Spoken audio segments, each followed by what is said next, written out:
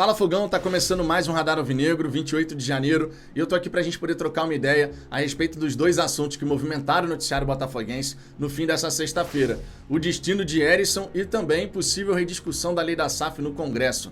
Pedro Paulo e Bandeira de Melo, ex-presidente do Flamengo que se tornou deputado federal, estão querendo propor essa rediscussão e aí fica aquela questão. As mudanças podem ser benéficas de fato para o Botafogo? O John Textor reclamou que a lei da SAF está quebrada. Mas mudança nas regras do jogo, já com o jogo em andamento, é sempre uma coisa complicada, né? Vamos conversar sobre isso logicamente, só que antes de mais nada, fica aquele pedido especial, deixa o seu like, compartilha esse vídeo nos seus grupos do WhatsApp, nas suas redes sociais, ajude a espalhar a palavra do Fala Fogão. E além disso, se inscreva aqui no canal para que a gente possa alcançar a marca dos 28 mil inscritos. Sempre lembrando que a gente voltou com os vídeos aqui no Fala Fogão, vídeos com essas notícias, vídeos com temas especiais, como por exemplo o que eu publiquei ontem, falando sobre naming rights, é uma possibilidade real para o futuro do Botafogo? Dá um confere lá para saber como é que foi a minha análise em relação a essa questão. Fora isso, temos as nossas lives, nossas resenhas, que você pode acompanhar tanto aqui no YouTube, quanto também no Spotify, Google Podcast e Apple Podcast. Dito isso, vamos em frente e, em primeiro lugar, vamos falar sobre essa questão da lei da SAF, essa possível rediscussão da lei da SAF no Congresso que o Pedro Paulo e o Bandeira de Melo estão querendo propor. O Pedro Paulo, inclusive, deu a seguinte declaração que eu faço questão de trazer aqui na íntegra para você. Abre aspas. O regime centralizado, o RCE, é um erro. Dividir passivo de ativo é a forma mais banal de fraude contra credores. Passivo merece ser tratado de forma direta e com todo o ativo à disposição para garantir o plano de pagamento proposto. Essa era a proposta aprovada na Câmara por mais de 400 deputados que fui o relator. Para começo de conversa, Vitor, o que é passivo? Vamos colocar nesses termos, é tudo aquilo que você está devendo, ou seja, os credores trabalhistas e cíveis são passivos da Associação Botafogo de Futebol e Regatas, certo? E o que são ativos, Vitor? É tudo aquilo que você tem a receber, são as suas receitas correntes, são aquilo que você tem a receber mais à frente, o seu bem imobilizado, enfim, só para a gente poder fazer essa separação. De acordo com essa fala do Pedro Paulo, ele queria colocar todo o ativo, tudo que é de patrimônio, para colocar assim, ó, tu vai fazer um plano de credores? Então todo esse ativo aqui entra nessa jogada, tá? Pra gente garantir o pagamento desses credores. É diferente do que está proposto no RCE, onde você destina 20% das suas receitas correntes justamente para poder fazer o pagamento dessa fila de credores que se forma. Fila essa que tem regras, tá? Você tem a galera, por exemplo, que é mais velha, tem prioridade, pessoas com necessidades especiais têm prioridade, então a gente tem uma fila com regras definidas. Só que a lei da SAF ficou com um texto muito mal redigido, deixando na mão de juízes e desembargadores a decisão sobre uma série de questões, ou seja, no dia a dia, você decidindo o que é uma coisa, o que é outra coisa, e logicamente isso está dando dor de cabeça. Só que entra um ponto. A rediscussão da lei da SAF, ela até pode ser positiva, mas obviamente a gente tem que destacar. O jogo começou, a SAF Botafogo foi constituída sob uma lei. Agora essa lei pode mudar completamente, inclusive com a forma que você vai pagar os seus credores. Essa mudança de regras ao longo do caminho, ela obviamente traz uma insegurança jurídica gigantesca.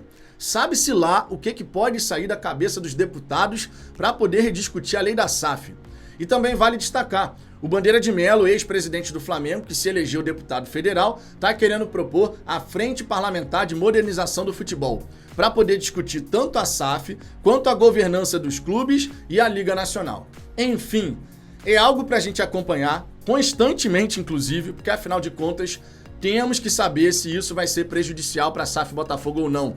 Essa rediscussão não é garantia de que os nossos problemas vão ser resolvidos. Então a gente tem que ficar atento, tem que ficar de olho. Mas também tem uma notícia positiva em relação a isso, Fogão. Eu falei aqui no canal sobre a questão de um credor que estava pedindo a execução imediata de todas as dívidas incluídas no RCE. Informação, inclusive, do jornalista Matheus Mandi, que trouxe aqui ontem no canal. Só que lá em São Paulo a gente teve um parecer favorável em relação a isso. um juiz impediu essa execução imediata. E isso cria uma jurisprudência, o que é muito importante, logicamente, porque de repente, outras situações semelhantes, um juiz pode olhar que já tem uma decisão sobre um caso parecido e tomar uma decisão no mesmo sentido, impedindo que alguém fure fila, por exemplo, né? Essa questão de furar fila para ser pago antes dos outros, desrespeitando as regras estabelecidas na lei da SAF. Então é muito interessante a gente sempre estar de olho agora, porque realmente deu o que falar a declaração do Textor, um monte de programa esportivo falando bobagem, coautor da lei da SAF falando bobagem e, naturalmente, é um jogo político. A gente não pode esquecer disso. É uma batalha política, é uma batalha jurídica que a SAF Botafogo vai ter que travar. Seguindo adiante, vamos falar agora de transferências, mercado da bola. Herisson saindo do Estoril Praia de Portugal, não conseguiu se adaptar no futebol português. Na Liga Portuguesa teve 11 jogos, 10 como titular e apenas 2 gols marcados. Tinha proposta de São Paulo e Curitiba, a proposta do Coxa inclusive era melhor, porém o São Paulo levou essa de acordo com a preferência do próprio jogador. E segundo a Jovem Pan, 2 milhões de reais é o valor dessa proposta do São Paulo pelo empréstimo de Herisson até o fim da temporada.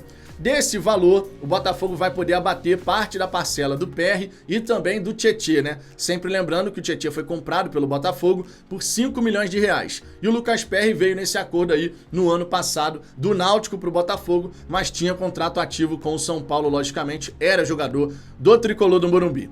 Na minha opinião, a escolha do Herisson, né, em relação a ir para o São Paulo não foi muito perspicaz, afinal de contas, era mais possível ele ser titular no Curitiba do que no São Paulo. Mas claro, não se discute, o São Paulo é maior do que o Coxa.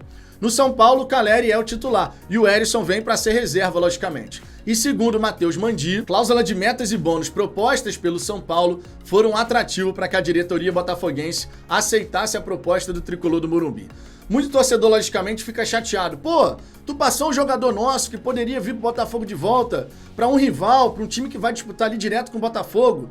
Isso é verdade, é uma preocupação pertinente. Agora, sobre o Herisson voltar ao Botafogo, é aquela história. O Castro não queria contar com o jogador. A grande verdade é essa. As características do Herisson não batem com aquilo que o Castro quer implementar no Botafogo. Ele precisa de um centroavante como o Tiquinho Soares. E o reserva do Tiquinho tem que ter essa capacidade também de fazer esse trabalho coletivo, de participar do jogo, da construção de jogo do Botafogo. Não era o caso do Herisson. Declaração do próprio Castro à época da sua saída. O Herisson acabava sendo um jogador que se despedia da equipe no terço final, abaixava a cabeça e ia embora, em outras palavras, né?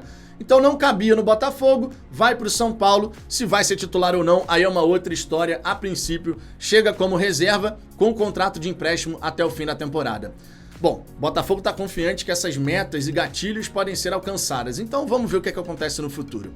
Mas é isso, Fogão. Essas são as informações que eu queria compartilhar contigo. Vamos ter a nossa resenha para poder falar de Botafogo, então fica o convite, participe, se inscreva no canal, tamo junto e até a próxima.